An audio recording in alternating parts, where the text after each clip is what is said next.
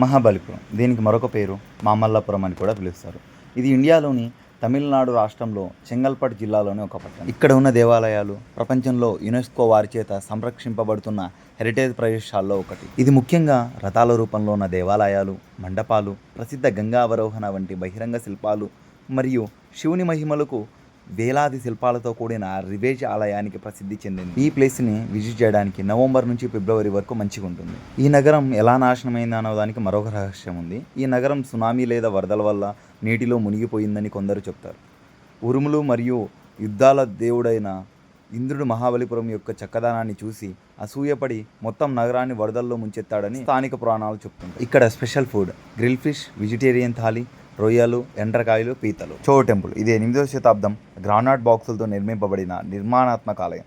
దీని సృష్టికర్త సమయంలో భారత పల్లవ రాజవంశానికి చెందిన నరసింహవర్మన్ II పాలనలో ఇది రద్దీగా ఉండే ఒక ఓడరేవుగా ఉంది. ఈ ఆలయం దక్షిణ భారతదేశంలో మొట్టమొదటి ముఖ్యమైన నిర్మాణ ఆలయం. మొత్తానికైతే బీచ్కి అయితే రీచ్ అయిపోయాం.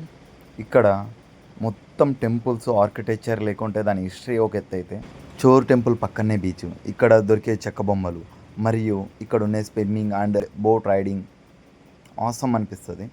సో మొత్తానికైతే ఫ్రెండ్స్తో ఫుల్ ఫ్లెడ్జ్డ్గా ఎంజాయ్ చేసి రిటర్న్ అయితే స్టార్ట్ అయిపోయాం. Thank you. నెక్స్ట్ వీడియోలో మళ్ళీ కలుద్దాం.